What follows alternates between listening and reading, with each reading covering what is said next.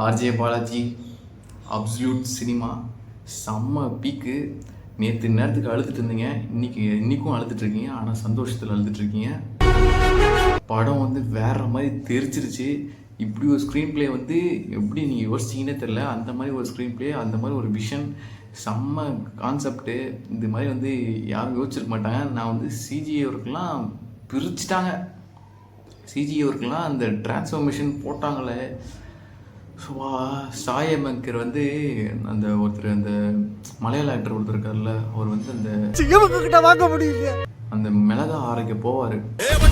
அப்போ ஒரு background score போகும் பாருங்க, அதெல்லாம் செம்ம பீக்கு. எப்படியும் அந்த இந்த படத்தில் வரும் இல்லைமா, டியூட் படத்தில் வந்த மாதிரி இதுலேயும் எதனா ஒரு சாங் இழுத்து வைப்பாருன்னு நினச்சேன். அதே மாதிரி சாயமங்கர் வந்து ஏதோ ஒரு சாங் வந்து இழுத்து வச்சிட்டாரு. அது மட்டும் மாற்ற மாட்டார் போல், இல்லை வெறுப்பித்ததுக்குன்னே வச்சுருக்காருன்னு சொல்லி தெரியல. ஆனால் ரைட்டிங்லாம் 2 வருஷம் உட்காந்து எழுதுனதுன்னு சொன்னால் நான் யாரும் நம்ப மாட்டாங்கன்னு நினச்சேன். நான் நம்பி தான் ஆகணும். அது மாதிரி ஒரு ரைட்டிங் எழுதிருக்கீங்க. கதையை சொல்லாமல் வேணாம் தெரில. கதையில் வந்து ட்விஸ்ட் இருக்குன்னு பார்த்தா கதையே ட்விஸ்ட்டில் தான் இருக்குது. அவ்வளோ ட்விஸ்ட்டு, அவ்வளோ ரோலு, அதுவும் லியோதாஸை உள்ளே இறக்குனீங்க பார்த்தீங்களா, அதெல்லாம் பீக்கில் பீக்கு, செம்ம பீக்கு. விஜய் ஃபேனாக எனக்கு வந்து செம்ம ஹாப்பி லியோதாஸை உள்ளே இறக்குனதுக்கு. சாக்லேட் காஃபி தான். இந்த மாதிரி ரெஃபரன்ஸ்லாம் நீங்கள் முன்னாடியே வச்சிங்களா, இல்லை சிஎம் ஆனதுக்கப்புறம் வச்சுக்கலான்னு சொல்லிட்டு ஏற்கனவே எடுத்து வச்சுருந்தீங்களான்னு சொல்லிட்டு தெரில. அப்புறம் ஒரே ஒரு இது மட்டும், சீஃப் மினிஸ்டர் தளபதி விஜய்ன்னு சொல்லிட்டு போட்டிருக்கலாம். தளபதி விஜய்ன்னு சொல்லிட்டு அவர் தான் போட சொன்னார். எனக்கும் தெரியுது சீஃப் மினிஸ்டர் போடாதீங்கன்னு சொல்லிட்டு சொன்னார்னு.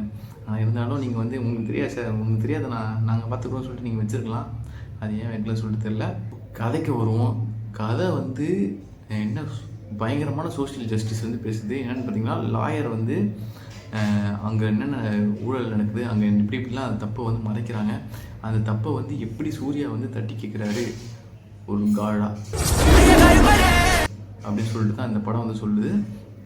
அந்த காட் பவரை யூஸ் பண்ணாமல் அவரால் என்ன பண்ண முடியும்னு சொல்லிட்டு அந்த படம் வந்து சொல்லுது.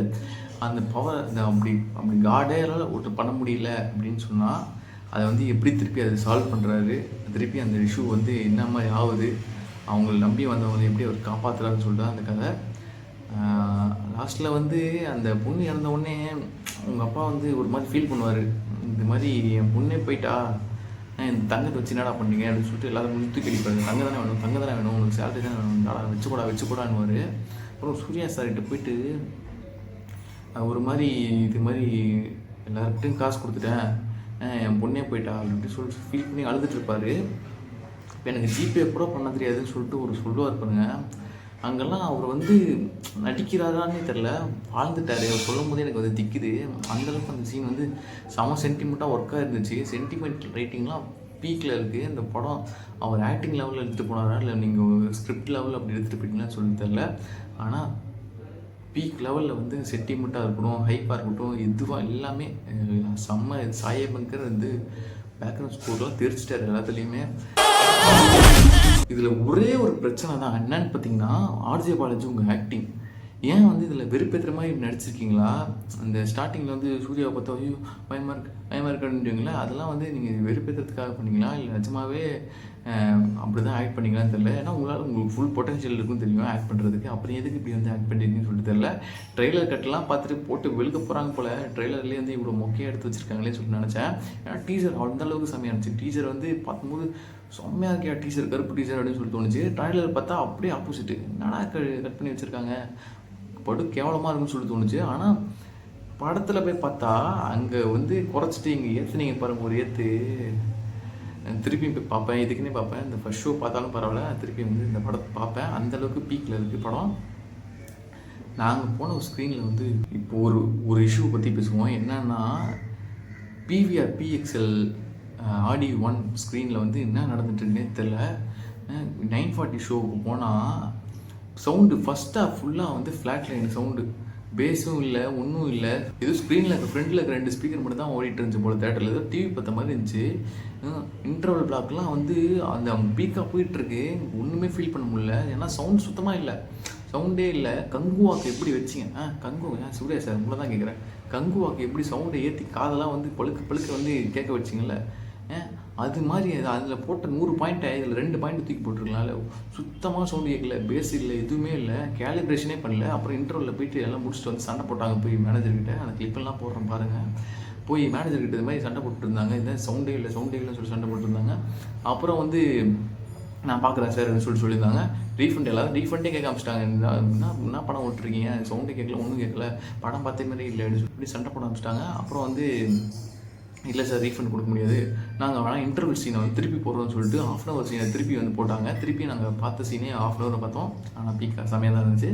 அதெல்லாம் எனக்கு ஓகே தான். ஆனால் இப்படி சவுண்ட் கேலிப்ரேஷன் வந்து என்ன பண்ணிங்கன்னு சொல்கிறது இல்லை. டால்பியில் இல்லை கரெக்டாக சொல்லாமல் விட்டிங்களா, கேலிப்ரேட் பண்ணாமல் விட்டிங்களா, இல்லை க்யூப்பில் வந்து கரெக்டாக வந்து கொடுக்கலையா, ஏன்னு சொல்லி என்னன்னு சொல்லிட்டு தெரியல. அதை வந்து சால்வ் பண்ணுங்கள். உங்களுக்கு நெகட்டிவ் ரிவ்யூன்னு ஒன்று வந்தால் இப்போ இந்த பிவிஆர் விஆர் மால் அந்த பிஎக்ஸ் ஸ்க்ரீன்லேருந்து தான் வரும். ஏன்னா அந்தளவுக்கு போட்டு டிவி பார்த்துட்டு வந்துருச்சு வந்தால் எப்படி இருக்குமோ அது மாதிரி தான் இருந்துச்சு. டிவி பார்க்குறது நான் வீட்லேயே பார்த்துப்பேன்ல, நான் ஓடிடி வந்தவரை பார்த்துருப்பேன்ல.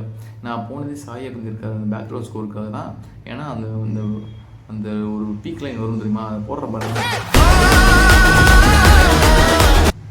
அந்த இதுக்கே நான் வந்து போனேன்.